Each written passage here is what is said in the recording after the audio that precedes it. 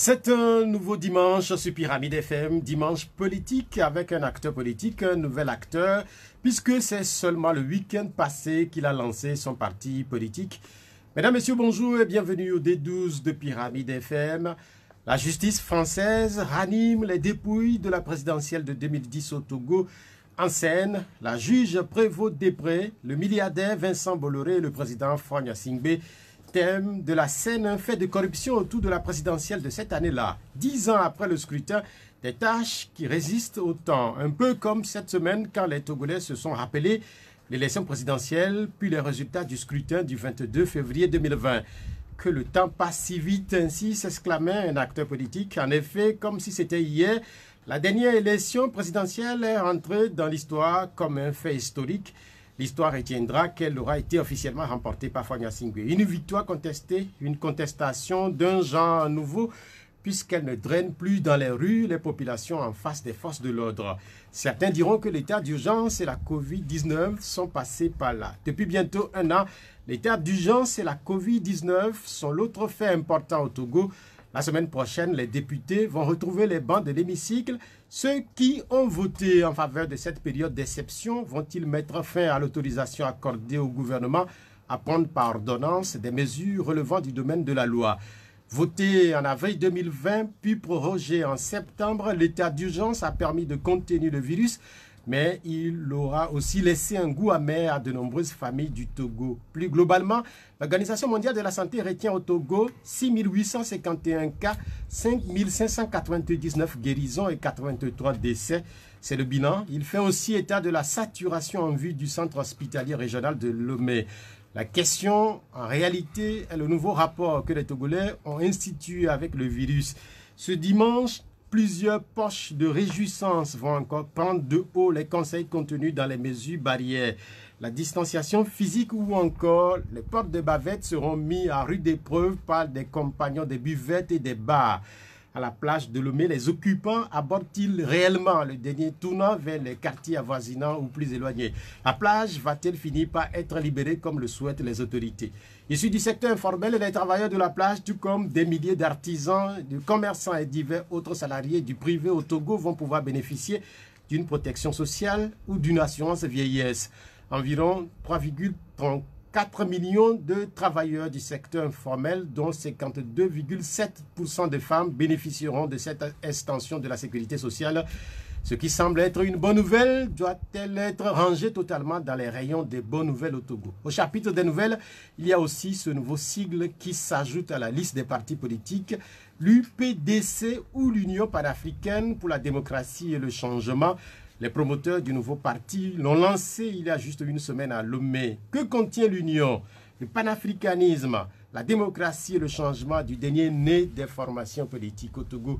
C'est le président national de ce nouveau parti, Dr Apla Komlan, enseignant à l'université de Lomé, qui est notre invité. Le D12, c'est avec vous au 96 50 34 37 et puis 70 43 09 70. L'émission est mise en onde par Romaric Freitas. Docteur Apla Komlan, bonjour. Bonjour. Comment vous allez? Oh, très bien. C'est la première fois que vous arrivez ici à Pyramide FM. J'avoue que moi-même, je ne vous connaissais pas. Oui, bon, évidemment. J'ai l'habitude de venir, mais ce n'est pas dans ce cadre. Pas dans ce cadre. Je connais bien Pyramide FM. Je rappelle que vous êtes également enseignant donc à l'université de Lomé au département des lettres modernes. Beaucoup de personnes saluent les transformations opérées sur le campus en matière d'infrastructure. Quel est en réalité l'impact de cette transformation sur le travail que vous opérez là-bas sur le campus? Pierrot Achiogbe, d'abord je dois vous remercier pour le décor richement planté. Mais avant de rentrer dans la verve de mon exposé, je voudrais d'abord témoigner mon infinie gratitude à la sommité de la radio, de votre radio, et puis tout le personnel, le peuple togolais, et puis les auditeurs, le peuple africain, pour cette émission. Concernant la question que vous m'avez posée tout à l'heure, la transformation à l'université de Lomé, il s'agit d'une transformation spectaculaire. L'université a fait peau neuve, il ne s'agit plus d'une université d'antan. Quand vous y rentrez actuellement, vous allez même constater de visu tout ce qui se fait là-bas. Donc tout ça là, c'est en faveur des jeunes et puis de notre communauté, notre université de Lomé.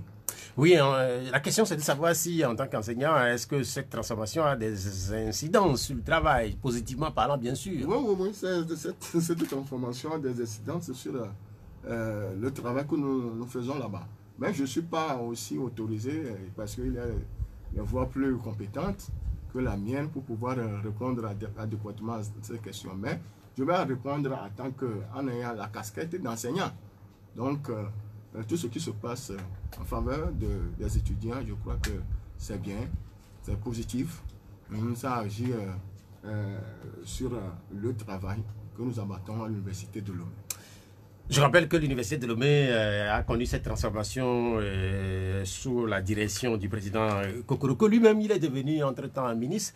Et puis aussi, il y a d'autres également qui sont ministres du côté de l'Université de Lomé. On a constaté ces derniers temps qu'il y a de plus en plus d'engagement sur le plan politique venant de cette université-là. Vous aussi, vous vous engagez sur ce même plan. Comment est-ce qu'on peut expliquer que de plus en plus d'enseignants veuillent faire de la politique? Mais vous savez, c'est la passion, hein, c'est la passion, puis cet élan, cette ambition de gérer les affaires publiques, les affaires de l'État.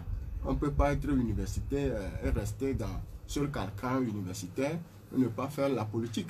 Vous allez constater que le professeur Kokoroko est nommé ministre. Effectivement, c'est compte tenu de tout ce qu'il fait à l'université, en faveur de l'université positivement. C'est pourquoi le chef de l'État a souhaité qu'il soit à la tête de ce département ministériel.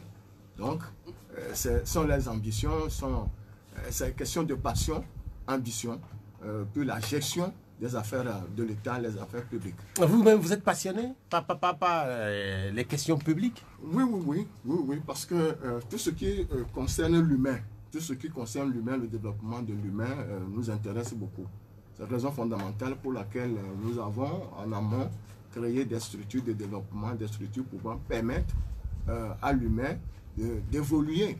Je suis responsable de l'ONG, Association des serviteurs de l'humanité Togo, et j'ai beaucoup travaillé aussi en faveur du développement communautaire. J'ai porté la casquette du comité de développement, secrétaire général du comité de développement d'Agouenivé pendant longtemps. Donc, ce qui veut dire que j'ai une passion, j'ai vraiment un amour, je suis vraiment entiché, féru du développement de notre pays, du développement communautaire. Quand on parle de l'humain, c'est vrai que beaucoup parlent de l'humain, mais une fois qu'ils sont engagés politiquement, et ils mettent de côté cet aspect-là. Pour vous, quelle est votre meilleure définition de l'humain en étant acteur politique, en étant acteur public? Oui, vous savez, on ne peut pas parler de la politique, on ne peut pas parler du développement sans mettre au centre de ses préoccupations l'humain. Tout ce que nous devons faire, c'est en faveur du développement de l'homme. Donc, l'homme doit être au cœur de nos préoccupations. En tant qu'acteur politique, en tant qu'acteur de développement, l'homme doit être au centre de nos préoccupations, au cœur de nos préoccupations. C'est ce que moi je peux dire par rapport à votre question. Vous êtes à Agouenivé? Je suis 100% d'Agouenivé. Je suis précisément à Agouenivé, à Didoulopo. Voilà. C'est où? Agouenivé, c'est un quartier d'Agouenivé, c'est juste le quartier qui fait face au CMS d'Agouenivé. Un petit quartier qui regorge beaucoup d'intellectuels. Merci beaucoup. Mais c'est vrai que sur le plan public en Afrique, les universitaires ils sont souvent critiqués parce qu'ils n'interviennent pas forcément et très souvent dans le débat public. On le leur reproche. Est-ce qu'on peut dire aujourd'hui qu'il y a un vent nouveau qui souffle notamment pour ce qui concerne le Togo? Oui. Vous savez, il y a ce débat-là parce que les gens ont peur. La dernière fois, au cours d'un débat avec les collègues à l'université, mais je leur avais dit que tout le temps, il ne faut pas s'incruster dans cette histoire de thèse, de la direction de thèse, de mémoire. Il faut sortir de ce carcan-là et aller sur le terrain. On ne peut pas laisser la chance à ces potentats-là de continuer toujours par diriger les affaires de public. Donc la politique d'abord, c'est une affaire hautement intellectuelle. Si les intellectuels refusent de faire la politique, d'autres feront la politique à leur place, vont voter des lois et ils vont subir. Donc, je crois qu'il y a vraiment un élan levé de conscience. Les politiciens veulent maintenant s'impliquer dans le débat politique pour pouvoir... les universitaires veulent s'impliquer dans le débat politique pour impacter ce débat et avoir une position pour pouvoir développer ce pays. Vous utilisez un mot là qui m'a fait sauter sur mon fauteuil là. Vous avez parlé de potentat. Oui, les potentats. Vous parlez de potentat. Oui, les potentats incultes, évidemment. Ceux qui n'ont pas cette capacité, cette compétence-là, cette carrure de diriger les pays, vous allez constater qu'en Afrique, ce sont ces gens-là, par coup de baguette, ils se retrouvent dans les mairies, ils se retrouvent dans les ministères, et ceux qui ont la capacité de gérer les affaires de l'État, ils sont carrément ailleurs. C'est pourquoi je parle de potentats incultes. Mais ça, par exemple, la faute, c'est pas aussi à ceux-là que vous désignez comme étant des potentats. C'est peut-être dû à la démission de ceux que vous appelez des intellectuels. Non, ce n'est pas la démission, c'est question d'abord de volonté et d'abnégation. De volonté d'abnégation. Et cet amour de faire la politique. Et souvent, les gens ont peur de faire la politique parce que avec tout le cortège de conséquences néfastes que cela, la politique engendre, entraîne, les gens ont peur et c'est pourquoi ils sont recroquevillés sur eux-mêmes. Mais cette fois-ci, il y a quand même cette volonté, cet engagement-là de faire la politique pour pouvoir développer ce pays. On sait quand même aussi qu'un certain nombre de pays africains sont dirigés par des intellectuels, mais ces pays-là aussi ne s'en sortent pas assez bien que ça. Oui. Tout ça là, c'est la corruption. C'est la corruption. Et nous avons vu que dans certains pays, à la tête de certains pays africains, il y a des grands professeurs des universités. Les grands professeurs des universités, une fois accédés au pouvoir, qui s'y accrochent et ne veulent pas quitter. Et tout ça, c'est la corruption. Je ne sais pas, je suis en train de faire une étude. Pourquoi les gens, une fois accédés au pouvoir, ne veulent pas quitter le pouvoir? C'est l'argent, c'est la corruption, mais c'est la question là que tout le monde... Ce sont ces questions-là qui me viennent souvent à l'esprit. Les questions qui me viennent à l'esprit. Donc forcément, les politiciens... les universitaires doivent faire la politique. Les universitaires doivent essayer, une fois accédés au pouvoir, doivent donner des exemples. Des exemples. Surtout, exemples de démocratie. Et quand vous faites 2 mandats, il ne faut pas chercher à toiletter la Constitution. Vous passez derrière le rideau et puis c'est fini. Un professeur d'université est suffisamment outillé pour pouvoir comprendre les tests fondamentaux, les tests constitutionnels. Et quand vous voulez rester au pouvoir sempiternellement, vous risquez de perdre votre crédibilité. Donc les universitaires, une fois accédés au pouvoir, et ça doit être un combat que nous devons mener. Et quand nous parlons de l'Union panafricaine pour la démocratie et le changement, nous allons toujours travailler dans ce sens. Une fois accédé au pouvoir, vous faites 2 mandats et c'est fini. Quelle que soit votre compétence, quel que soit votre génie, vous n'allez pas rester éternellement. Nous parlerons de ce parti que vous avez lancé la semaine passée. Mais l'expertise dont sont porteurs les intellectuels africains, cette expertise-là, est-ce qu'elle n'est pas gangrénée quelque part par le fait qu'ils sont aussi partisans? Vous avez été de la société civile, mais une fois que vous portez la casquette d'un parti politique, est-ce que vous n'êtes pas guidé aussi par les ambitions de votre parti? Je ne suis pas je n'ai pas été... Je ne suis pas de la société civile. Vous avez été, puisque vous m'avez dit que vous avez été ça c'est une association. Entre-temps, j'avais porté la casquette c'est ce que je dis. D'un parti politique. La casquette d'un parti politique, j'ai milité longtemps au sein de la Convention patriotique panafricaine, la CPP. Donc, cela veut dire que j'ai quitté la société civile pour la politique. Oui, la cohabitation entre l'expertise scientifique de quelqu'un qui est intellectuel et qui, par exemple, devient partisan en étant à la tête d'un parti politique. La cohabitation, est-ce qu'elle n'est pas difficile? Bon, la cohabitation, ça dépend de l'angle, l'angle dans lequel on se trouve pour pouvoir travailler. La cohabitation, dans une certaine mesure, est difficile, mais parfois, il faut un sursaut patriotique pour pouvoir faire bouger les lignes, les choses. Il y a certains qui doivent se demander qui est cet invité. Je rappelle que c'est le professeur le docteur Aplak-Komlan qui est enseignant à l'université de Lomé. Maintenant, je vais vous donner la possibilité de vous présenter aux auditeurs. C'est vrai que nous avons fait déjà 15 minutes d'émission qui Qui êtes-vous? Ah, ben, je suis enseignant-chercheur, je suis natif d'Aguenivé. Je suis natif d'Aguenivé, j'ai fait ma thèse de doctorat à l'université de Lomé. J'enseigne à l'université de Lomé, j'enseigne la philologie romane, le commentaire composé. J'interviens également dans les universités privées du Togo, notamment École supérieure des affaires, Formatec. Et puis je suis aussi au village du Bénin.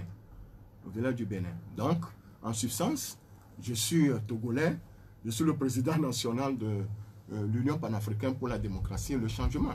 Bon, si vous voulez d'autres compléments aussi, je suis là pour pouvoir... C'est clair que je vous poserai des questions en ce sens. Et quand vous dites que vous êtes d'Aguenivé, c'est clair que Agué a beaucoup changé. Ça fait plaisir à certains, et ça ne fait pas plaisir à d'autres. Quel est votre positionnement par rapport au développement fulgurant que votre Aguenivé a connu ces dernières années? Bon, le développement en termes d'infrastructures routières, bon, ça va. Mais est-ce que les natifs d'Aguenivé, sont favorisés, sont bénis par ce développement? Non, les natifs d'Aguenivé, sauf quelques rares têtes, les natifs d'Aguenivé sont sur le carreau. Le carreau, quand il s'agit des nominations, on ne pense pas aux gens, aux natifs d'Aguenivé. Les natifs d'Aguenivé sont laissés sur le carreau. Entre-temps, nous avons une préfecture. Agué a été érigé en préfecture. Et allez voir ce qui se passe là-bas. Qu'est-ce qui se passe? Bon, là, vous allez... Non, mais qu'est-ce qui se passe là-bas? En tant que journaliste, vous allez... Mais c'est clair que, par exemple, aujourd'hui... C'est clair qu'aujourd'hui, quand les gens arrivent dans notre capitale, et les localités ou les quartiers par excellence qui sont cités en exemple aujourd'hui, il y a Aguenivé. Il y a Aguenivé, bon, globalement, mais quand vous prenez les natifs d'Aguenivé, est-ce que les natifs d'Aguenivé sont bénis? Est-ce qu'ils sont bénis? Non. Vous ne profitez pas de ce qui se passe chez vous? Non. Vous regrettez ce qui se passe chez vous? On regrette amèrement. On regrette amèrement. Sauf les élections locales se sont déroulées entre-temps, qui ont donné quelques possibilités aux natifs d'être représentés dans les mairies. Et ce n'est pas encore ça. Il faut à la tête de certaines structures, les natifs, pour pouvoir faire bouger les choses. Et quand, par exemple, je ne suis pas régionaliste, mais quand même, il faut donner l'opportunité aux natifs du milieu de prendre la direction, de prendre la tête de certaines institutions.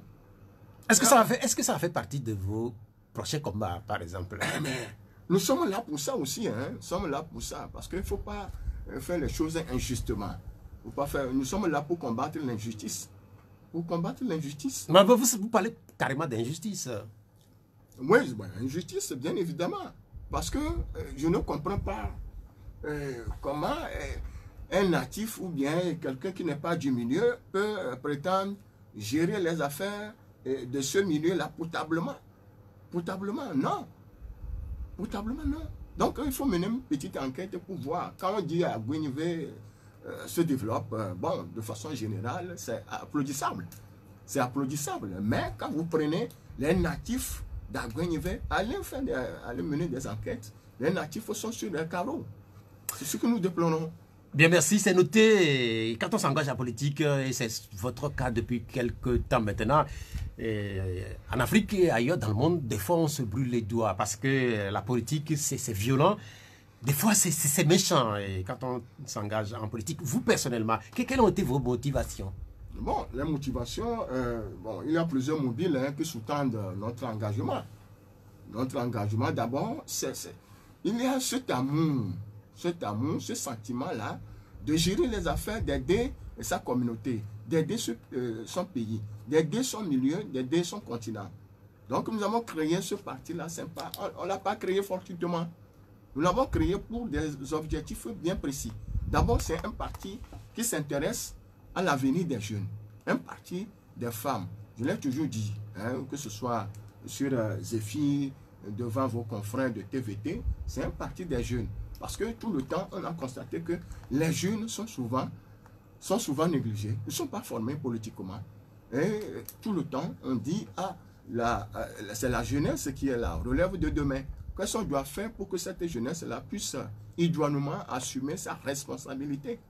Donc, notre ambition, c'est d'aider les jeunes, d'aider les femmes à s'intéresser à la vie politique, à la mission politique. Donc c'est ça. Donc nous avons été entichés. Nous avons été entichés par plusieurs objectifs, plusieurs mobiles. Donc voilà. Quand vous parlez des jeunes, par exemple, c'est clair que suffisamment de jeunes se retrouvent aujourd'hui dans plusieurs partis politiques.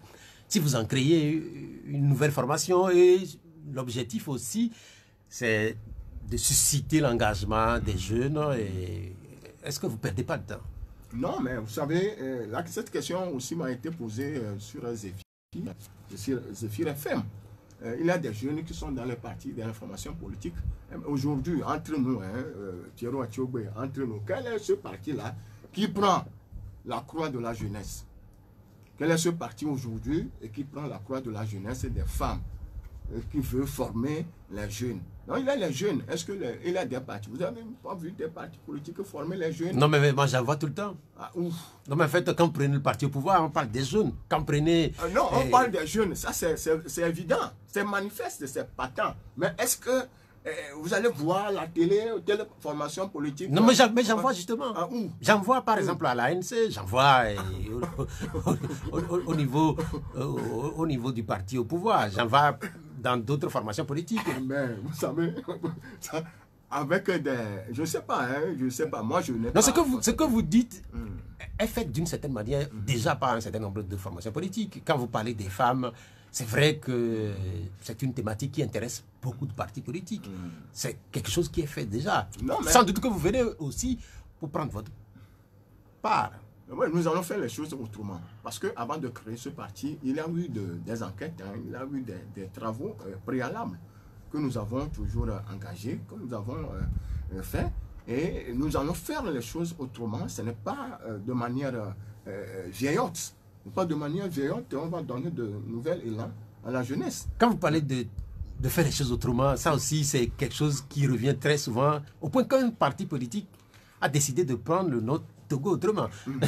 Ah oui, mais vous savez, nous venons de naître, il faut laisser, c'était la danse que les omoplates se touchent. Lorsque vous allez nous laisser évoluer, vous-même, vous allez faire le constat. Hein, on ne peut pas tout de suite commencer par s'apprécier. Nous venons de naître il y a de cela une semaine. Et il faut nous laisser, vous allez aussi constater les résultats. C'est clair qu'en décidant de créer votre parti politique, vous avez fait un constat. Sans doute que vous avez constaté l'échec de ceux qui dirigent actuellement le pays. Peut-être que vous avez constaté l'échec de ceux qui aspirent à les remplacer.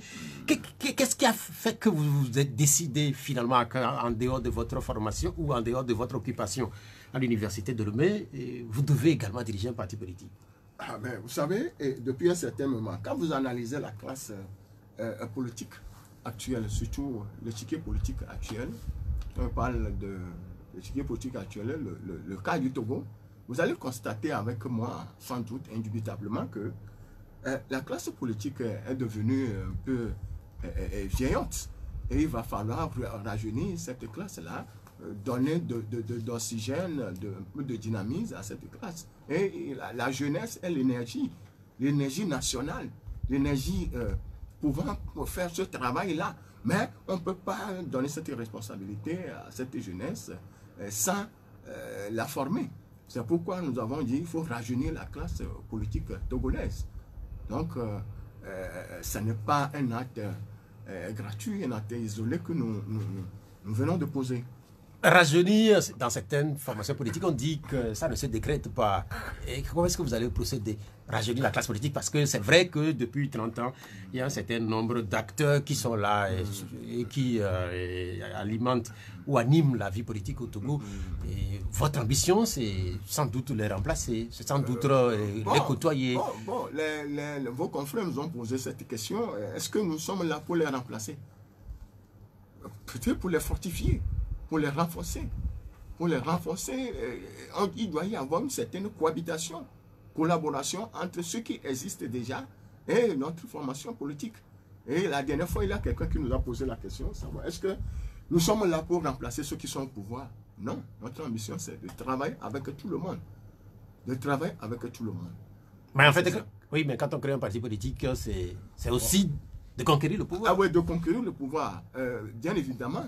dans le respect de l'art démocratique. Si demain, le peuple togolais constate que ce jeune parti travaille bien et qu'on veut nous conférer le pouvoir démocratiquement, pourquoi ne pas le prendre? Démocratiquement, bien sûr. Mais vous savez que quand on prend l'histoire politique du Togo, les tout jeunes partis politiques ont eu du mal à se tailler leur place sous l'échiquier national. Et il y a de la difficulté en vue. Est-ce que vous le savez? Bon, ben, vous savez, le début de toute chose est toujours difficile, hein? Toujours difficile, mais nous allons, comme c'est un engagement que nous avons pris, nous allons définir des stratégies pour pouvoir impacter politiquement la vie politique de notre pays. Allons un peu à la découverte de ce parti politique, l'UDPC et l'UPDC. Oui, l'UPDC. L'UDPC, en réalité, c'est un parti qui doit se trouver au Congo. L'UPDC, c'est le nom de ce parti politique. Comment vous est venue cette dénomination? Mais ça, vous savez, la tâche n'a pas été du tout facile, hein, parce que pour trouver le sigle, d'abord, ça dépend de l'ambition. Union. Donc, on veut convier tous les panafricanistes, tous les panafricains, panafricanistes si vous voulez, à une union. Une union, pourquoi? Pour pouvoir faire développer l'Afrique. Vous allez constater que depuis un certain moment, la démocratie, surtout en Afrique de l'Ouest, a du plomb dans l'aile. La démocratie est déjantée. Donc, à partir de cette formation politique, qu'est-ce que nous pouvons faire? Quelle peut être notre contribution pour que la démocratie se passe bien dans nos États africains, surtout au Togo? C'était l'ambition, et à partir de cela, de ces ambitions, quel est le sigle qui convient? Quel est le sigle adéquat? Le sigle idoine qui peut répondre à ses aspirations. Au départ, il avait eu quand même plusieurs sigles, hein, plusieurs sigles, puis il a eu un embouteillage de sigles, et il fallait filtrer. Il fallait filtrer parce qu'il y a des partis qui existent déjà sur l'échiquier politique, même sur l'échiquier continental. Donc, il faut prendre un nom pour être un peu vierge ou bien isolé. Si vous prenez un nom qui rime avec un autre nom au niveau du ministère de l'administration territoriale, vous aurez des soucis. Mais vous voulez, vous voulez porter une certaine différence ou une certaine nuance. Oui. Mais quand on prend votre dénomination, l'UPDC, sur le registre des partis politiques, déjà on sait que l'Union, et ça existe un peu partout, beaucoup de partis. Quand vous prenez l'Union pour la République ou l'Union des forces de changement, on retrouve le mot Union. Et la démocratie, ou le panafricanisme, on retrouve cela au niveau de la CDPA. Ou quand vous prenez le changement, on retrouve la terminologie changement à la ANC ou à l'UFC. Quelle va être votre particularité? Notre particularité, c'est de centrer tous nos débats sur la jeunesse, l'évolution de la jeunesse, comment faire pour que la jeunesse puisse évoluer. Quand vous prenez les mots, quand on parle d'union, c'est sacré. Selon la tradition africaine, l'union est sacrée. Mais le panafricanisme, il y a des panafricanistes, hein, des panafricanistes qui travaillent déjà. La démocratie, l'Afrique a besoin de la démocratie. A besoin de la démocratie. D'abord, la démocratie existait avant même le vent de l'Est. Il faut voir comment, Pierrot Atiobo, il faut voir comment les décisions se prenaient. Quand il s'agit d'une affaire villageoise, comment la décision se prenait entre les notables. Déjà, c'est une forme de démocratie. Une forme de démocratie. Mais il y a des partis politiques qui ont déjà pris cette dénomination. Il y a Union pour la République, le parti qui gouverne le Togo. Mais eux aussi, ils ont une certaine compréhension de la chose. Nous aussi, nous avons une vision. Mais l'union est sacrée. Mais oui, justement, votre union, qu'est-ce que ça cache? Mais notre union, c'est une union des jeunes et des femmes. Union des jeunes et des femmes. Je ne sais pas si les autres formations politiques en parlent. Notre particularité, c'est l'union des jeunes et des femmes. Vous savez, quand vous lisez la charte africaine de la démocratie, je cite toujours cette charte parce qu'elle contient beaucoup de choses. De démocratie, bonne gouvernance, les élections. Mais les chefs d'État ont pris l'engagement de mettre dans tous les secteurs, que ce soit les secteurs privés, les secteurs publics, les femmes. Mais sur le terrain, est-ce que c'est constatable? Non, c'est pas palpable. Si vous prenez l'Assemblée nationale actuelle, sur 91 députés, il y a combien de femmes? Monsieur Pierrot Achiobé, il y a combien de femmes? Mais il n'y en a pas beaucoup. Mais les femmes sont maigres, il y a une certaine maigreur. Oui, mais en fait, cette assemblée est dirigée quand même par une femme. Mais cela ne suffit pas. Sur 91 députés, on n'a que 17 femmes. Et c'est maigre. Cette maigreur-là doit être corrigée. Maigreur de représentativité doit être corrigée. Plus tard. Mais est-ce que vous savez que le Togo est quand même cité comme un exemple en termes de promotion de la gente féminine, en mettant par exemple une femme à la primature et puis une femme à la tête de l'Assemblée nationale. Ah, mais c'est ce que nous souhaitons, mais c'est le début. Il faut que ça évolue. Les femmes ont la capacité et la compétence de diriger les affaires publiques. Mieux que les hommes? Bon, parfois. Parfois. Mais est-ce que par exemple le Togo, vous conseillerez ou vous rêverez qu'une femme dirige ce pays? Bon, si la femme est candidate d'un parti politique et démocratiquement, elle a été élue par le peuple, nous ne pouvons qu'apprécier, l'applaudir et l'encourager et puis prier pour qu'elle puisse assumer convenablement, confortablement cette mission de présidente de la République. Je sens que la situation des femmes vous préoccupe énormément. Évidemment. C'est clair que dans quelques jours, les femmes seront à l'honneur, puisque nous serons le 8 mars, la journée internationale de la femme. Je ne sais pas si déjà, au niveau de votre formation, puisque vous parlez beaucoup de femmes, vous avez des projets en vue pour les femmes. Bon, pour le moment, il y a la vice-secrétaire générale du parti Kolani qui gère cette affaire, je lui ai demandé de préparer, de nous proposer quelque chose pour que nos femmes, nos mères soient accompagnées dans ce sens, même si c'est pour organiser des séances de formation. Elle gère, ce matin, je l'ai eu au téléphone, il a déjà un projet qui va prendre corps d'ici quelques jours. On vous le souhaite vivement. Et puis vous avez aussi insisté sur le changement. Je ne sais pas si votre changement est pensé de la même façon qu'au niveau de la ANC ou au niveau de l'Union des forces de changement. Et que contient ce changement? Bon, le changement... Puisque vous, par exemple, vous voulez travailler avec tout le monde. Ouais, le changement en termes économiques, le changement politique. Et surtout, quand nous parlons de changement, il faut le changement au sommet de l'État. Il faut le changement au sommet de l'État. Il faut que les choses aillent mieux dans ce pays, ou bien en Afrique. Donc le changement, c'est, à notre sens, c'est de voir d'autres personnes pour pouvoir diriger. Quand ce sont les mêmes personnes, tout le temps, qu'on voit, ça nous donne plus de confiance, nous donne plus de crédibilité. Et il faut d'autres têtes, d'autres personnes pour pouvoir gérer les affaires de l'État, les affaires communautaires. C'est vrai que pour ce qui concerne le Togo et la question du changement, cette question elle est posée depuis le début des années 90. On évoque le changement et on évoque l'alternance au sommet de l'État. Et c'est difficile. Et comment vivez-vous justement cette difficulté? Et que depuis 30 ans, et cette question elle est posée, elle est retournée dans tous les sens, mais que au sortir des élections, c'est le parti au pouvoir qui continue de gagner. Vous le savez mieux que moi. Vous savez, notre pays a trop de soucis. Notre pays a trop de soucis en termes d'organisation des élections, et pas seulement au Togo. D'ailleurs, en Afrique, vous allez constater que quand il y a élection, soit c'est au début qu'on a des problèmes, ou bien c'est au milieu de l'appareil organisationnel qu'on a des problèmes, ou soit c'est au moment de la proclamation des résultats. Au moment de la proclamation des résultats.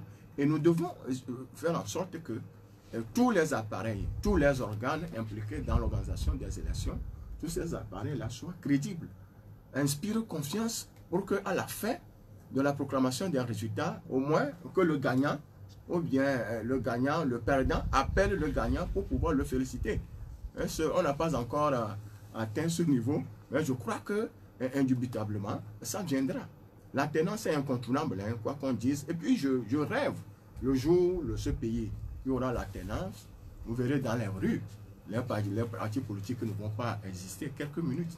Vous verrez que ceux qui sont au pouvoir, ceux qui sont de l'opposition, ils vont s'embrasser. Je rêve, vous notez ça. Ils vont s'embrasser. Ah, mais en fait, vous voulez dire tout simplement que l'alternance, qui est la quête d'un certain nombre de partis politiques, et que cette quête, elle est partagée également par des militants du parti au pouvoir? Bon, reprenons la question, s'il vous plaît. Oui, mais en fait, puisque vous dites que le jour où il y aura l'alternance au Togo, les Togolais sans distinction s'embrasseront dans les rues. Ah, mais c'est comme le jour où on a signé, ou bien, il a eu l'acte entérinant la conférence nationale. Vous avez vu ce qui s'est passé dans ce pays? Je crois que c'est en juin, bien en avril 91, lorsque le feu, paix à son âme, feu Gnassingbé, a accepté l'organisation de la conférence nationale. Je me rappelle que les chauffeurs ont pris les passagers et ont dit, mais enfin, vous n'allez pas payer, vous n'allez plus payer. Et c'était l'euphorie, hein, la joie débordante dans ce pays. C'est de cette manière que nous allons vivre l'alternance dans ce pays. Vous évoquez le début des années 90 au Togo, et la question que je voudrais vous poser, puisque vous insistez sur les jeunes, la jeunesse, je ne sais pas si ça vous gênerait que je vous demande votre âge, puisque vous parlez de la jeunesse. Bon, vous n'êtes pas tout jeune. À l'époque. Non, vous-même là, vous n'êtes pas tout jeune. Aujourd'hui, bon, j'ai 49 ans. Vous n'êtes plus tout jeune. Ah non, non, c'est pourquoi les jeunes ont souhaité que je prenne au moins la direction de ce parti pour 5 ans, drainer les jeunes. Après, je vais passer le temps. Vous allez faire un seul mandat? Bon, un seul mandat, c'est bien. Ce matin. Non, mais en fait, non, ma question c'est de savoir si vous allez faire un seul mandat. Je vais faire un seul mandat. Puisque très souvent en politique, quand on dit qu'on va faire un seul mandat. Je vais faire un seul mandat. Non, la question de cette histoire de mandat est problématique. Donc je vais faire un seul mandat. Je vais faire un seul mandat et on va faire démocratiquement. On va faire surtout qu'en politique, il faut que les partis politiques aient beaucoup de moyens. Je vais vous demander, les moyens, vous allez les trouver où? Les moyens, d'abord, quand on parle des moyens, il y a plusieurs aspérités que nous devons considérer. Il y a les moyens financiers, il y a les moyens humains. Nous avons les moyens humains. Nous avons les maigres sous que nous avons. Nous allons les utiliser pour le parti. Et dans nos statuts aussi, il y aura des cotisations, des dons. Tout ça là, nous comptons beaucoup sur l'engouement, la détermination du peuple, des jeunes, et le reste viendra. Vous savez très bien qu'au Togo, très peu de partisans cotisent pour les partis politiques. Est-ce que vous le savez? C'est évident, c'est évident. Les gens ne cotisent pas. Les gens ne cotisent pas. Mais pour ce que j'ai constaté aussi, quand il y a des événements politiques, il y en a qui mettent la main à la poche pour la réussite de ces événements. Mais cotiser mensuellement, dans certaines formations politiques, je n'ai jamais vu ça. Je n'ai jamais vu. Si ça se passe ailleurs, dans d'autres formations politiques, je n'ai pas constaté. Mais quand il y a des événements, des manifs politiques, il y en a qui mettent la main à la poche pour pouvoir financer ces manifs-là pour qu'elles réussissent. Vous nous aviez dit que vous étiez au niveau de la CPP avant de quitter pour créer votre formation politique. Qu'est-ce qui vous a décidé à quitter la CPP? Et vous savez, depuis un certain moment, notre formation, l'héritage politique que Edem Kodjo nous a laissé, arrivé à un certain moment, la maison, il a eu des soucis dans la maison. Dans la maison, il y a un groupe qui a dit, mais si on n'arrive pas à régler ce problème à l'amiable, on risque de quitter. Donc le problème, on a tout fait et on n'a pas trouvé de solution. Et les jeunes, ensemble, nous avons décidé voler de nos propres ailes. Voilà. Donc, si je comprends bien, un certain nombre de vos sympathisants militants ou cadres viendront de la CPP. Il y a quelques têtes qui nous ont suivis. Je ne sais pas si avec le temps, il y a d'autres qui vont nous accompagner, mais nos portes sont amplement, grandement ouvertes. Nous sommes avec notre invité du jour, Dr Apla Comblan, qui est le président du dernier parti politique à avoir vu le jour Au Togo, l'actualité depuis 48 heures, elle est dominée par Vincent Bolloré, d'un côté, par Fagna Singbe, de l'autre, et aussi par une juge française. Cette actualité est liée à Bolloré. Est-ce que vous la suivez ou pas? Je suis à la lettre les actualités, les informations, et surtout celles qui concernent Vincent Bolloré. Et vous savez, je crois qu'en 2019, il a une formation politique, notablement à l'ANSE, qui a évoqué cette histoire de corruption. Mais cette formation politique n'a pas été écoutée. N'a pas été écoutée. 10 ans, voilà que l'affaire est ressuscitée. Et puis c'est déplorable. C'est déplorable. Donc je ne sais pas, ceux qui travaillent avec nos dirigeants, surtout nos chefs d'État, les conseillers, ils sont où quand il y a de pareilles choses se passent. Les gens ont des titres ronflants. Je suis conseiller chargé des affaires extérieures. Puis, mais quand il y a ces gens de contrats, et s'ils ne sont pas impliqués,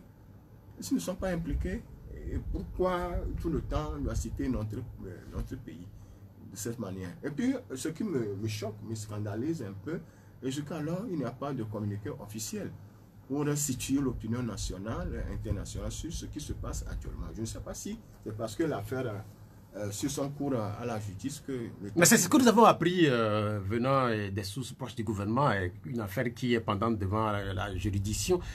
Le pouvoir togolais ne voudrait pas la commenter. Mais est-ce que, par exemple, quand vous regardez aujourd'hui sur les chaînes internationales, avec ce gros titre « Corruption au Togo », et on fait référence à l'élection de 2010, est-ce qu'en tant qu'acteur politique, et sans doute défendant un certain nombre de valeurs, vous êtes gêné ou pas?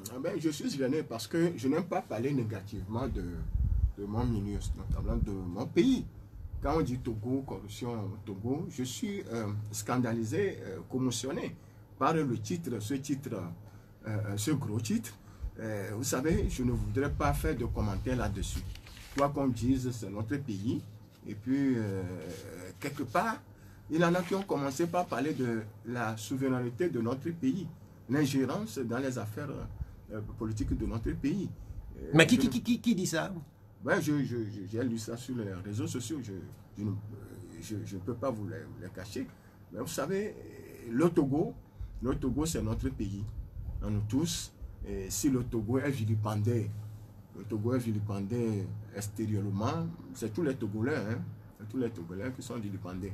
Donc, je ne voudrais pas... Non, mais en fait, est-ce que dans cette affaire, le Togo est vilipendé? Si il y a une affaire de corruption avérée, par exemple, est-ce qu'on doit évoquer le fait que le Togo est vilipendé ou pas? Non, il faut. L'affaire est pendante devant la justice. L'affaire sur son cours, on verra la suite. On verra la suite et à partir de là, tout le monde peut se prononcer sur cette affaire. Donc, nous ne pouvons pas réagir chaudement sur cette affaire. Donc, laissons les juges continuer leurs travaux. Et au bout du compte, tout le monde sera situé. Certains lancent des appels à l'endroit des députés togolais à réagir, à enquêter, à intervenir dans ce dossier. Est-ce que vous joignez votre voix à ces appels qui viennent de certains milieux politiques? Bon, vous savez, je ne suis pas juriste, mais en tant que politicien, il va falloir laisser la justice faire son travail. Donc, appeler les députés à ouvrir une enquête. Je ne suis pas tellement chaud pour ça. Bien, merci. Nous venons de passer 45 minutes avec notre invité, Dr Apla Komlan, qui est enseignant à l'université de Lomé. C'est avec lui que nous animons le D12 d'aujourd'hui. Il est le président national de l'UPDC, l'Union panafricaine pour la démocratie et le changement. Et comme le veut la tradition, à partir de cet instant, les auditeurs vont vous poser des questions sur les numéros suivants 96 50 34 37 et puis 70 43 09 70. Je crois que nous allons commencer par insérer les tout premiers auditeurs. Allô, bonjour. Oui, on vous appelle comment? Et Taoufik, vous parlez un peu plus fort, s'il vous plaît. Mais il vous salue. Salut.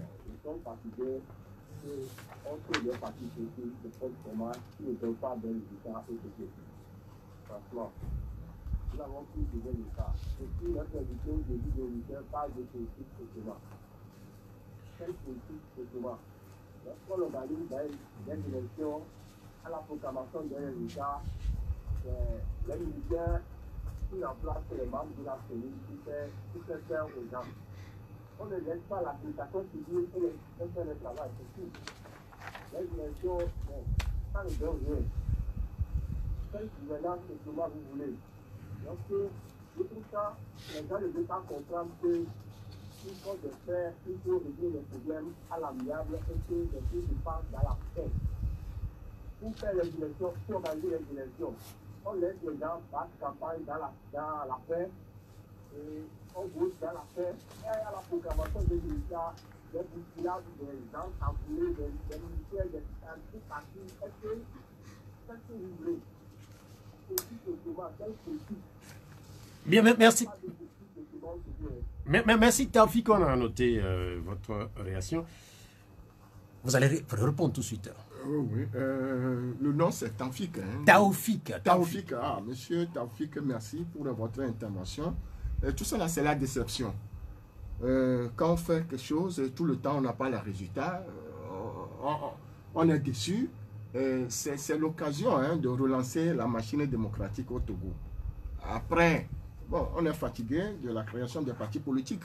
Mais je vous assure que d'autres partis politiques viendront. Si le peuple togolais est insatisfait, d'autres viendront forcément jusqu'au jour où le peuple dira enfin, au moins cette fois-ci, nous avons acquis ce que nous avons voulu. Et c'est fini. Mais quand on fait des élections, tout se passe normalement, bonnement, facilement, comme une lettre à la poste, du début jusqu'à la fin. C'est au moment de la proclamation des résultats que les militaires, selon sa version, que les militaires interviennent pour pouvoir changer le cours de l'histoire. Donc je dis tout de suite que, vous savez, tout cela, ça va se corriger avec le temps. Ça va se corriger avec le temps. On a quitté un point pour arriver à un autre point. Et progressivement, ça va rentrer dans les habitudes. Nous allons corriger d'abord les conditions d'organisation des élections. Les conditions d'organisation des élections. L'Afrique même a de sérieux problèmes, surtout l'Afrique de l'Ouest. L'Afrique de l'Ouest, c'est ce qui se passe actuellement au Niger, ce qui s'est passé au Congo, ce qui s'est passé en Côte d'Ivoire. Et typiquement pour le cas de notre pays, nous allons toujours œuvrer à ce que les résultats soient proclamés dans de bonnes conditions à la satisfaction du peuple togolais. Mais la question c'est... Nous n'allons pas démissionner. Mais justement, quand on essaie, on échoue ou bien on n'a pas les résultats, donc on ne doit pas démissionner. Quel que soit l'état du pays, quelle que soit la situation, on organisera toujours les élections. Et lorsque vous serez fatigué et vous n'allez plus participer, et ceux qui gouvernent, ils vont toujours organiser les élections à leur manière. Et ils vont diriger le pays, et vous serez sur les carreaux. Et vous allez tout le temps vous morfondre.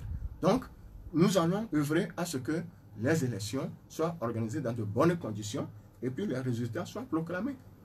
Quand les résultats ne seront pas proclamés dans les conditions, vous verrez que les candidats ne vont pas accepter les verdicts des urnes. Et là, justement, il y aura toujours des contestations. Mais justement, sur la question de la contestation, c'est une question qui est connue au Togo. Ça n'émeut plus personne. C'est pas seulement au Togo, hein. C'est pas seulement au Togo. Nous parlons du Togo. Nous parlons là du Togo. Au Niger, non, il faut voir, bon, surtout les élections passées, c'est parce que les gens n'ont plus confiance aux appareils organisationnels ou organisateurs de ces élections.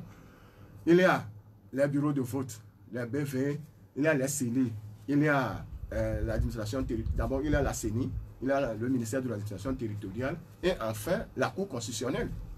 Je vais vous dire ceci, la Cour constitutionnelle ne doit pas être seulement un appareil proclamateur des résultats. On doit doter la Cour constitutionnelle des moyens pour que la Cour constitutionnelle déploie aussi sur le terrain des observateurs pour pouvoir confronter les résultats. Ça existe dans les textes de la Cour constitutionnelle. La Cour constitutionnelle ne doit pas être organe proclamateur des résultats. Donc, nous allons travailler à cela aussi. Et les observateurs, les missions d'observation au Togo, les gens qui viennent, j'ai dit ça sur Zephyr FM la dernière fois, les gens qui viennent juste pour s'enrichir et pour partir ils dorment dans les villas, et à 16 h déjà, ils se retirent, et ils sont dans leur hôtel, et on attend voir quelle est la déclaration finale de l'Union africaine, et nous allons nous aligner derrière cette déclaration. Les missions d'observation aussi doivent être revues, pour que demain, ces observations-là se fassent dans de bonnes conditions. Il faut que les observateurs soient partout, à tous les niveaux. Bien, merci. Nous allons, après Taoufik, insérer un deuxième auditeur. Allô? Allô? Alors, Bonjour. oui, Oui, votre nom? oui, alors, Yohannes. Yohannes, vous êtes en direct, allez-y. je remercie l'invité. Moi, franchement, ça me désolé aujourd'hui qu'on entend encore parler de création de nouveaux partis politiques. Et puis, ce n'est même pas le fait qu'il y ait encore de nouveaux partis, mais quand le fondateur est reçu sur les médias et que dans cette déclaration, on ne sent rien de nouveau, je me dis que c'est une tête de chance. Moi, je n'aime réellement pas l'objectif qu'il dit d'en créer un parti. Tout ce qu'il dit sur le plateau là-bas, il n'y a rien de nouveau. Ce n'est pas parce qu'on est dans un parti politique et qu'il y a eu des superlatifs pour forcément créer un nouveau parti politique. Ce que vous dites là-bas, moi, je ne vois rien de nouveau. Et sur le point, Thierry vient de vous poser une question concernant les enquêtes. Si vous vous alignez sur le fait que d'autres formations politiques demandent des enquêtes de la part des députés, la réponse de ce que vous avez donné, ça laisse à désirer. C'est-à-dire que je ne sais pas si vous connaissez le rôle des députés dans un pays. Un député a le droit d'ouvrir une enquête sur un sujet. C'est pour ça qu'on les élit au Parlement. Si en tant que parti politique, sur un sujet aussi grave, vous n'êtes pas capable de dire oui, vous êtes pour le fait que les députés ouvrent une enquête, mais vous élaguez le sujet en parlant de la justice. Il y a la justice. Vous savez, il y a la justice qui fait son rôle. Et les députés aussi, ont des enquêtes dans un pays sur des dossiers comme ça. Alors là, je pense que vous avez donné, moi, ça me laisse perplexe. Je me demande si vous connaissez réellement le rôle des députés dans un pays. Bien, merci. Johannes, merci pour votre commentaire. Quelle est votre réaction? Non, mais vous savez, je dois au constat qui est fait par Johannes. Je dois remercier Johannes parce que c'est la liberté d'expression, c'est son opinion, on ne peut que la respecter. C'est aussi sa façon de voir la chose. Nous ne pouvons pas l'incriminer pour ça. Donc, s'il dit qu'il ne voit rien de nouveau dans tout ce que nous disons, bon, c'est ça, son appréciation, c'est sa façon d'appréhender. On ne peut pas l'accuser pour ça. Après Johannes, est-ce que nous avons un autre auditeur? Allô? Bonjour. Bonjour. Oui. Vous allez? Oui, je vais bien. Et vous-même? Je vais très bien, mon grand frère. Quel est votre nom? Rodrigue. Vous êtes à l'antenne, allez-y. Je suis avec vous. Ouais. Je salue votre invité. Oui, merci. Aujourd'hui, je ne vais pas être un peu plus amer, trop amer, mais parce que quoi? Il y a plus de combien de partis politiques autour de vous? Allô? Oui, allô? Oui, exactement. En réalité, 119, hein, ils sont le 119e parti politique. Merci beaucoup, M. Pierrot. Je voudrais demander à votre invité, est-ce qu'il compte apporter de nouveau? Parce que c'est de nouveau, je l'ai déjà vu. Est-ce qu'il faut apporter vraiment de nouveau? Le Togolais est tellement fatigué. Écoutez, vous savez quoi? Aujourd'hui, le Togolais, sa préoccupation, c'est quoi? Avoir son enfant à l'école. Le social. Finalement, les politiciens, excusez-moi le terme, ils vont tuer la mangeoire. S'il vous plaît, qu'est-ce que vous comptez apporter? Oui, moi, personnellement, je vais vous dire la vérité, on n'en sait rien de vous. Personnellement. Honnêtement, parlez plutôt du social et que qu'on puisse savoir vraiment ce que tu veux faire. Merci pour les... Bien, merci Rodrigue de nous avoir appelé. Ça fait la deuxième personne qui intervient et qui dit relativement la même chose. Est-ce que quelque part, ils n'ont pas raison? Ah, mais ils ont raison, nous sommes en démocratie. Nous sommes en démocratie, ils sont libres de mettre leurs opinions. Les Togolais sont fatigués. Les Togolais sont fatigués, effectivement. Ils sont fatigués et c'est la raison fondamentale pour laquelle nous devons démissionner. Non, mais justement, est-ce que, par exemple, les convaincre ne devient pas difficile finalement pour ceux qui créent les nouveaux partis politiques? Mais vous savez, dans l'histoire de l'humanité, la politique, c'est affaire... il faut recommencer, hein, éternel recommencement. On ne peut pas dire on a expérimenté cela et puis bon, finalement on doit démissionner. Non, c'est pas ça. On doit continuer la lutte. En politique, il faut être jusqu'au-boutiste. On doit continuer la lutte. On ne peut pas rester comme ça parce qu'il y a eu des élections, on n'a pas eu des résultats et on doit rester dans ce schéma-là. Non. Peut-être que l'Azora viendra d'un parti politique nouveau. Absolument. Absolument. Mais en fait, s'il y a 119 partis politiques, bon, je dis bien que d'autres viendront. Il y a la charte des partis politiques, il y a multipartisme. Hein. Donc, ce n'est pas parce que les autres partis existent, il y a d'autres formations politiques qu'on ne doit pas créer d'autres formations politiques. Quelle est la contribution que nous voulons apporter? J'ai déjà dit ça en amont. Hein? J'ai déjà dit en amont, je ne voudrais pas revenir. Johannes et puis Taoufik, c'est ça? Ils ont pleinement raison. Ils ont pleinement raison, mais je leur dis que ce n'est pas la raison fondamentale. Le mobile fondamental pour lequel, je dis le mobile, pour lequel nous devons démissionner. Les Togolais sont fatigués. C'est maintenant il faut relancer, il faut d'autres formations politiques pour relancer la machine démocratique pour la victoire finale. Bien, merci. Puis je voudrais dire aussi que Dieu fait les choses avec Dieu fait les choses avec des objets banals, les objets vulgaires, les objets insignifiants. Mais vous êtes chrétien? Je suis un chrétien. Parce que quelque part, il a dit dans la Bible que la pierre qui a été rejetée par les bâtisseurs est devenue la principale de la grande réalité. C'est un passage de la Bible. Nous voulons surprendre. Nous voulons surprendre les gens. Nous voulons surprendre les gens. Quand vous dites ça aussi... notre force, c'est la surprise. On l'a déjà aussi entendu. Mais nous voulons surprendre les gens. On retourne au téléphone, allô. Bonjour. Oui, vous êtes à l'antenne, allez-y. Vous parlez de l'union des femmes et des jeunes. Où vous avez laissé les hommes et les vieux?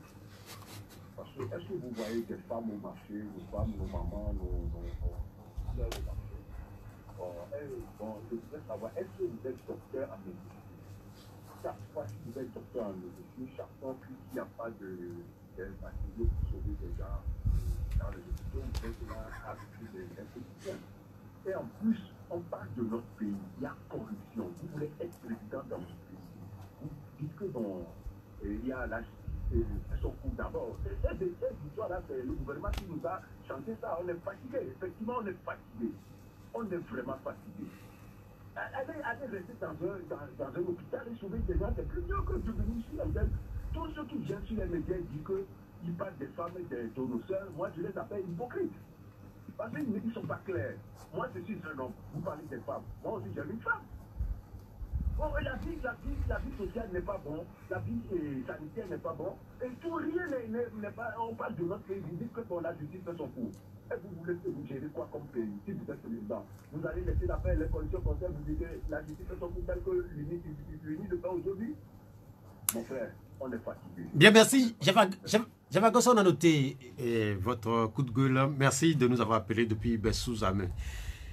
Il est docteur. Je ne pense pas qu'il est... Il a dit, il intervient à l'université de Lomé à la faculté des lettres. Il n'est pas docteur en médecine. Non, mais j'ai fait ma thèse doctorale en langue et littérature française du Moyen-Âge. Je ne suis pas médecin. Je voudrais dire à nos auditeurs que nous ne sommes pas en train d'applaudir la corruption. La corruption, c'est une mauvaise chose qu'on doit combattre. Et dans nos statuts, ça a été clairement stipulé. Parce que je ne suis pas juriste. Hein, une affaire qui est pendante ou bien qui sont sur son cours. Mais est-ce que politiquement, par exemple, est-ce que ça entache quelque part l'élection qui a eu lieu en 2010 au Togo, puisque on stipule clairement que Bolloré est intervenu en faveur du candidat du pouvoir. Mais ça a entaché la crédibilité un peu des résultats.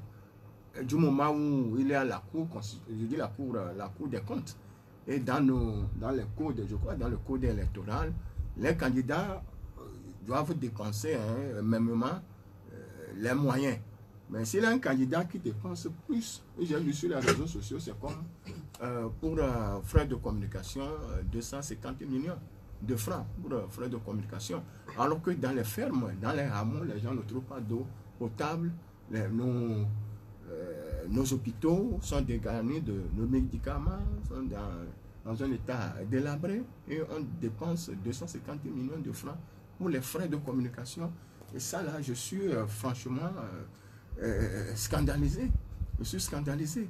Les frais, là, peuvent servir à autre chose, surtout dans le social, comme les gens l'ont souhaité, dans le social. C'est ce que moi, je peux dire. Je ne suis pas en train, très bien, je ne suis pas en train d'applaudir la corruption. L'applaudir la corruption, c'est une... Mais dans l'intervention de l'auditeur, il dit qu'il est fatigué. Et quand on écoute de plus en plus de Togolais, beaucoup de Togolais disent... Mais c'est le langage, c'est le langage, c'est le langage. Et c'est comme la machine politique en panne. Il faut redémarrer la machine politique. Les acteurs politiques ne doivent pas laisser le peuple dans ce calcan de fatigue. Il faut redémarrer la machine. Redémarrer la machine avec la jeunesse.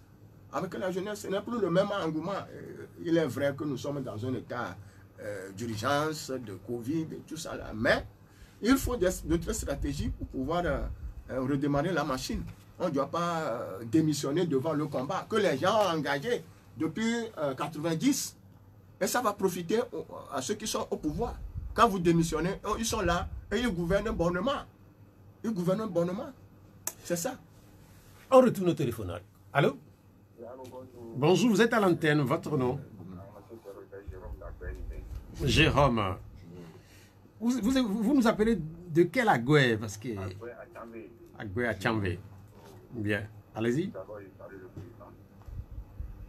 Il parle de la jeunesse.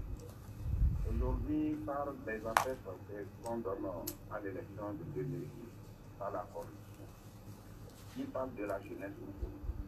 Si cette corruption part colorée, on nous dit qu'il prendra notre, c'est-à-dire destiné à 35 ans, notre corps sera délibéré par ce coloris. Est-ce qu'il faut attendre cette jeunesse dans la souffrance aujourd'hui jusqu'à 35 ans avant que la justice nous rende la justice? Voilà. Bien, merci Jérôme de nous avoir appelé depuis Agoué à Tchamvé. Merci Jérôme. Je crois que votre question est très intéressante, pertinente. Est-ce qu'il faut laisser la jeunesse dans cet état pendant 35 ans? Non, je crois qu'il faut plutôt penser à d'autres voies pour que ce contrat-là soit revu. Ce contrat soit revu, je ne sais pas le mécanisme à utiliser, mais nous allons y penser pour voir dans quelle mesure ce contrat peut être revu. C'est tout.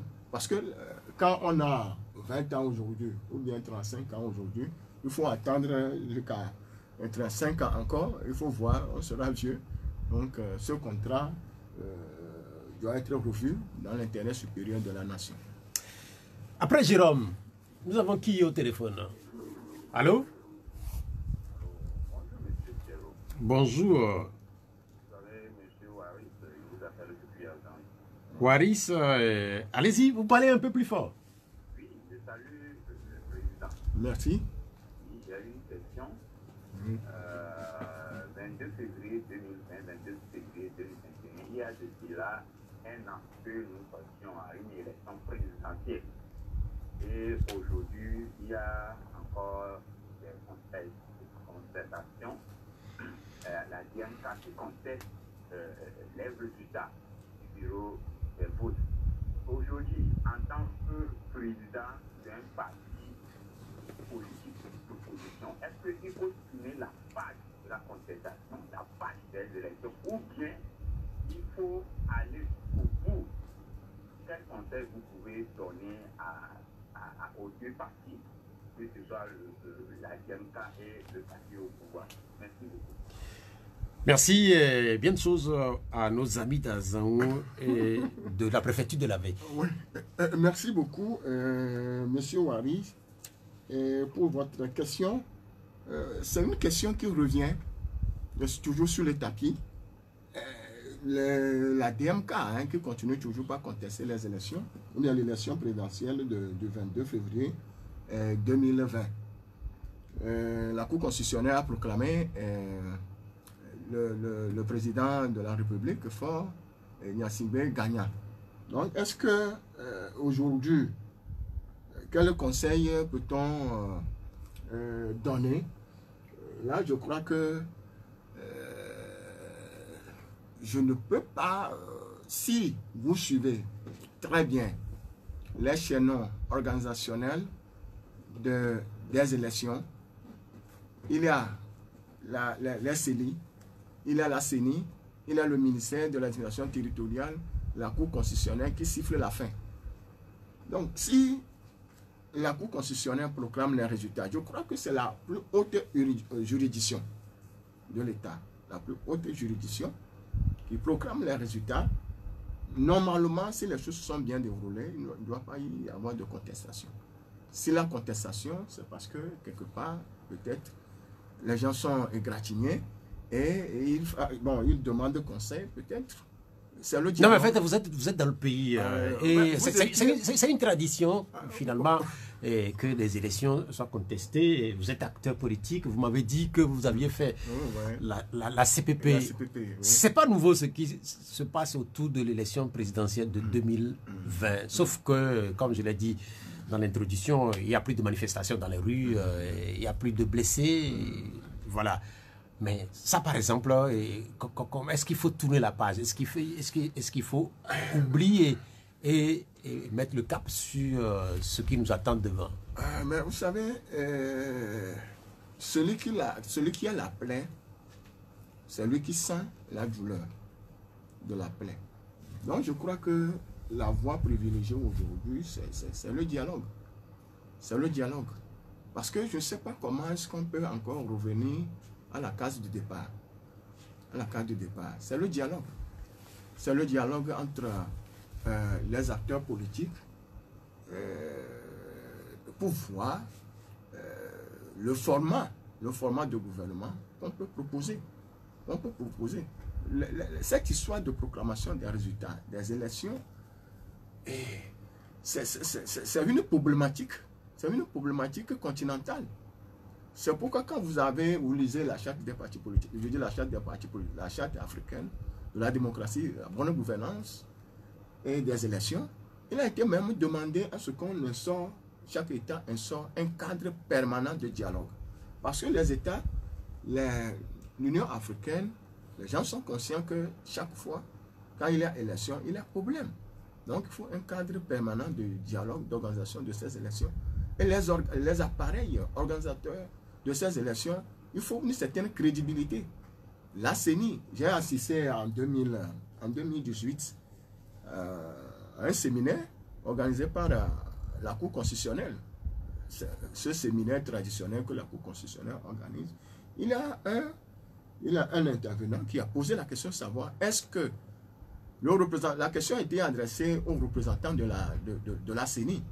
Ouvertement, ostensiblement comme ça, est-ce que votre organe, la CENI, est indépendante? Qu'est-ce que le représentant à l'époque a dit? Le représentant a dit que la CENI, franchement, n'est pas indépendante. Déjà, il y a problème. Pourquoi? Il a dit, mais chaque fois, quand la CENI veut bouger, voilà le ministère qui est là pour dire, mais il y a un problème politique que nous devons régler d'abord.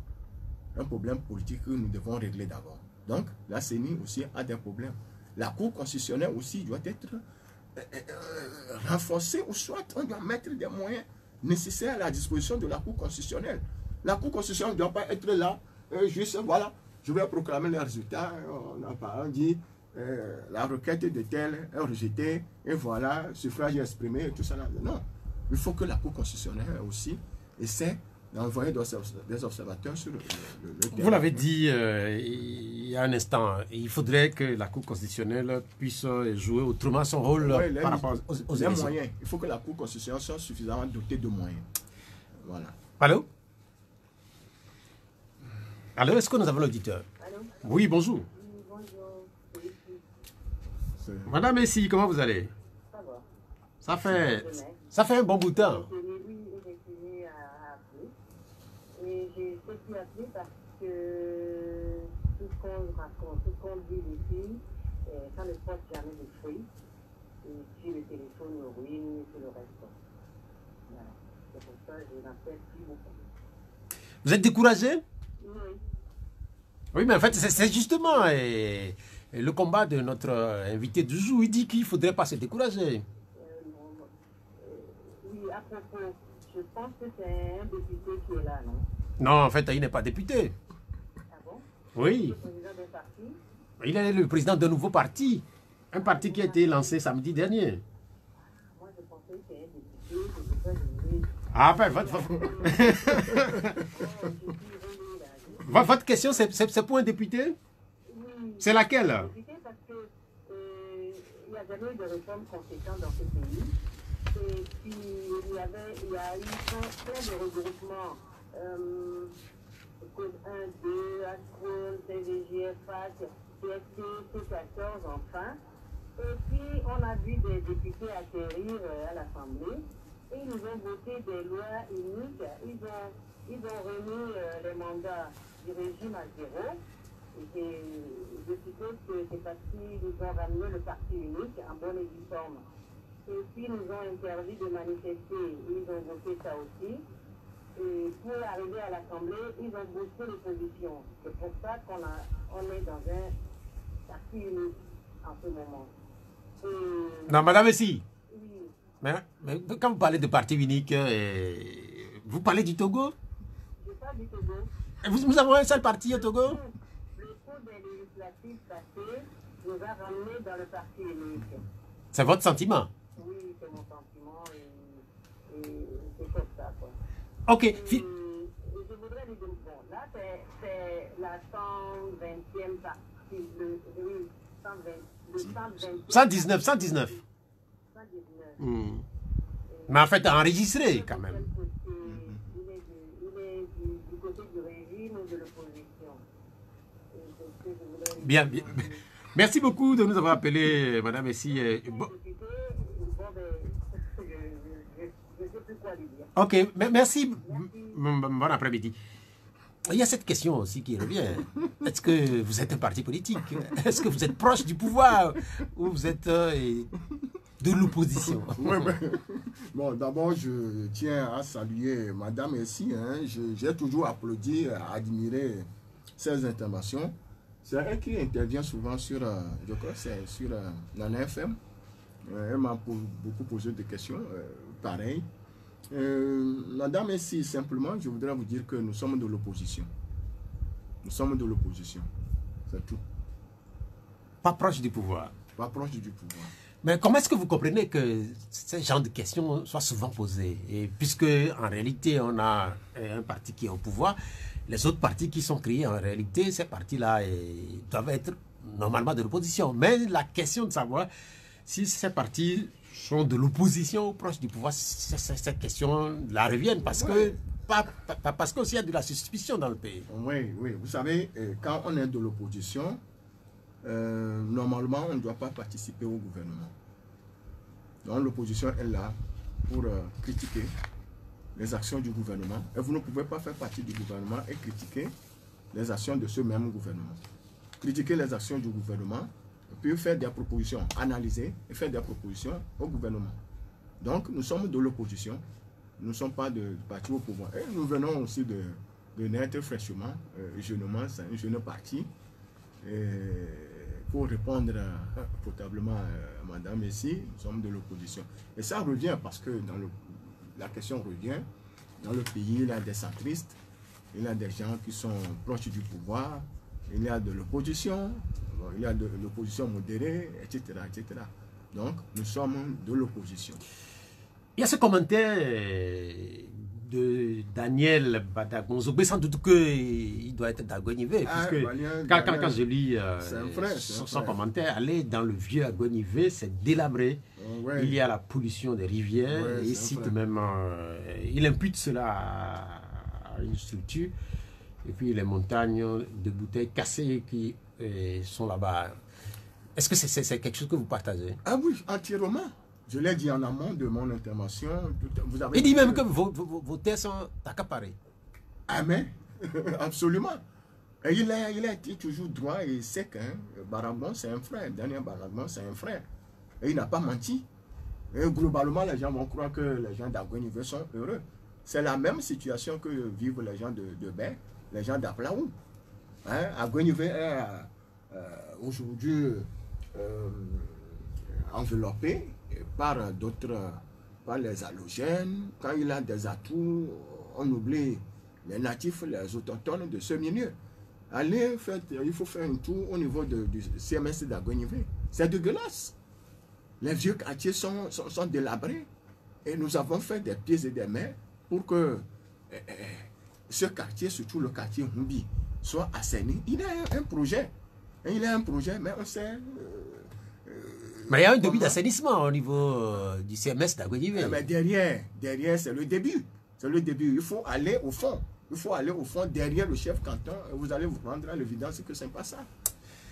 Après, ici, est-ce que nous avons encore un autre auditeur? Allô? Oui, allô. Bonjour. J'avais posé une question que vous ne l'avez pas rappelée. C'était laquelle?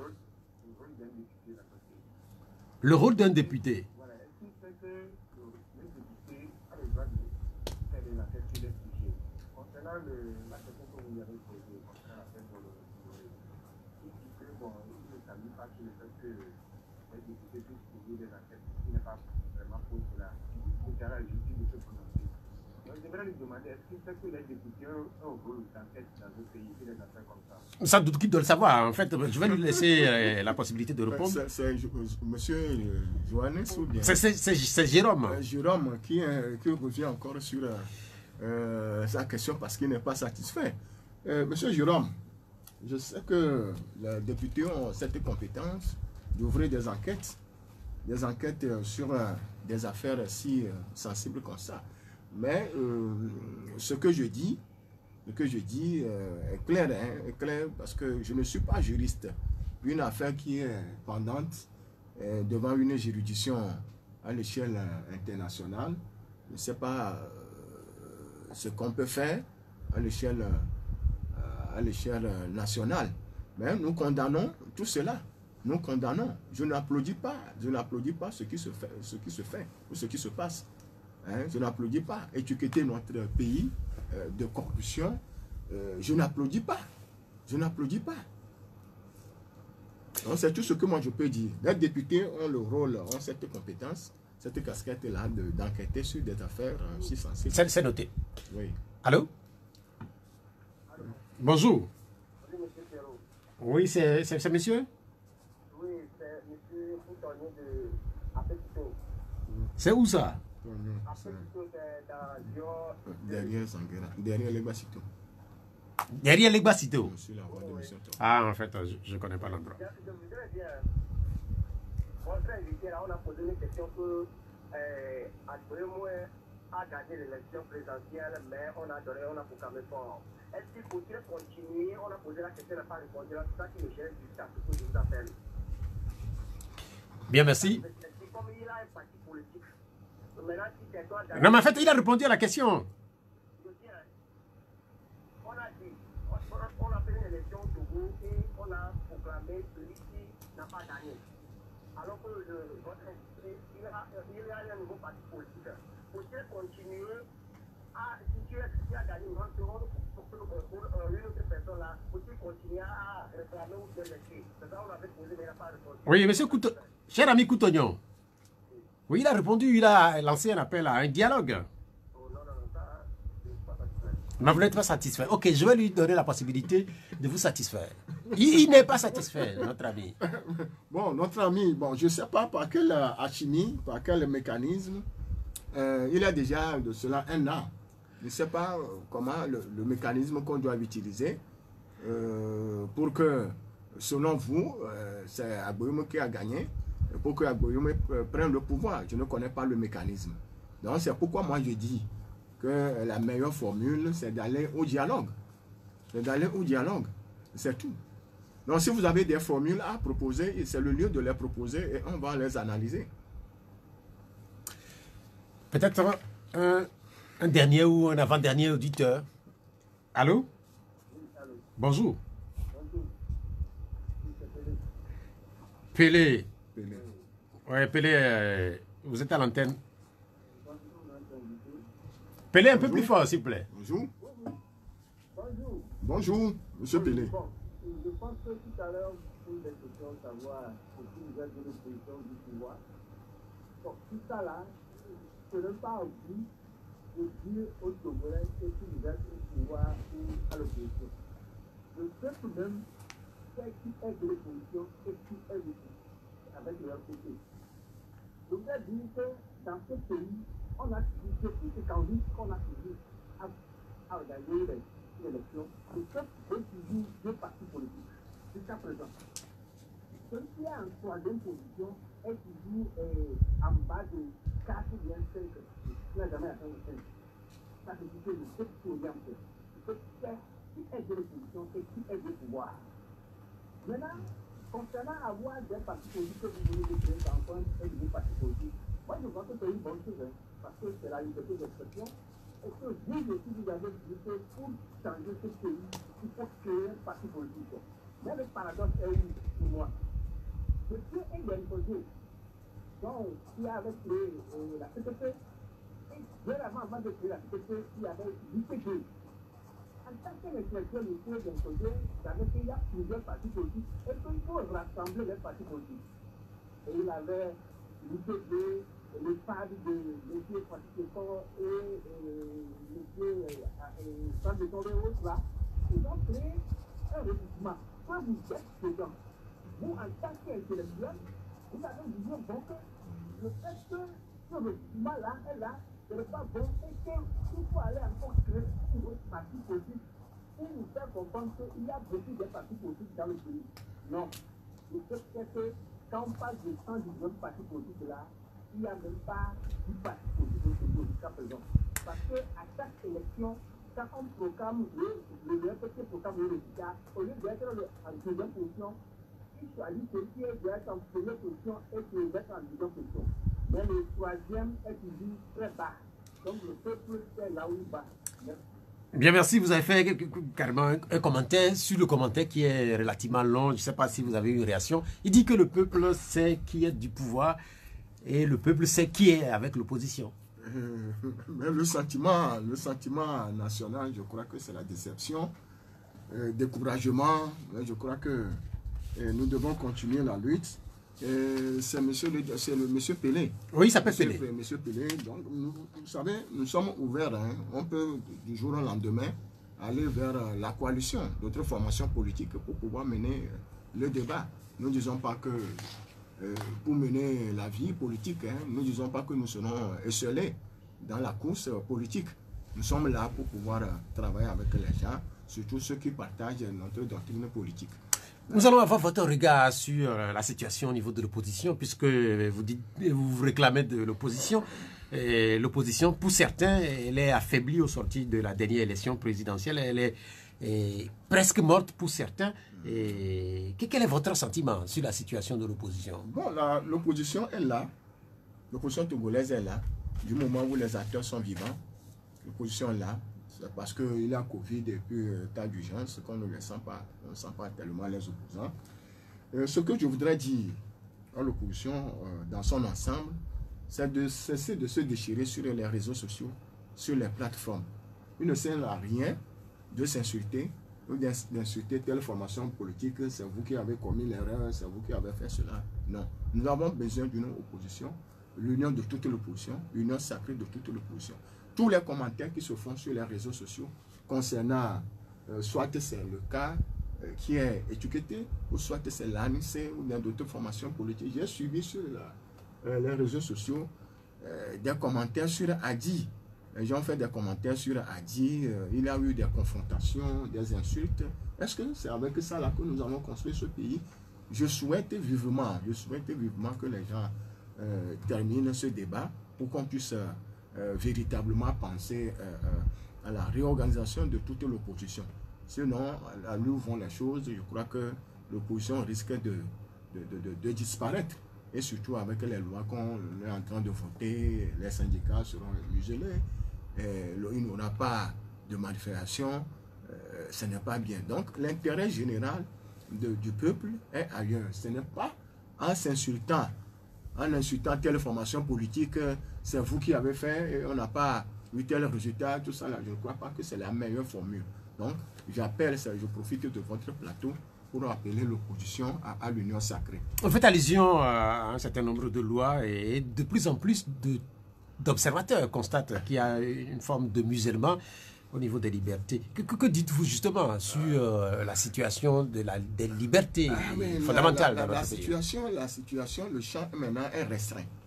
Même vous les journalistes, si on ne fait pas attention, vous n'aurez pas tellement de liberté d'expression. Hein. Les partis politiques seront muselés, les syndicats, et cela va laisser entrevoir que on nous renvoie encore dans le parti unique, comme Madame ici vient de le dire.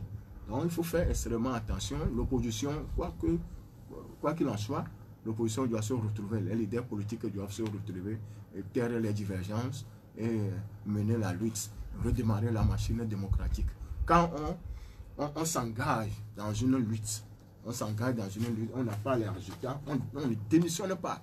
Le jusqu'au-boutisme, c'est pourquoi dans mon discours de clôture, j'ai appelé l'opposition à être déterminée, à être engagée au jusqu'au-boutisme pour que les résultats escomptés soient atteints. C'est votre regard sur l'opposition du Togo. Un mot également sur le pouvoir qui est là. Il y a un an, l'actuel chef de l'État a été officiellement proclamé vainqueur de la dernière élection présidentielle. Et depuis qu'il est là, il vous convainc la première année? Bon, vous, Pierrot Atioubé, est-ce que vous n'êtes pas étranger? Hein?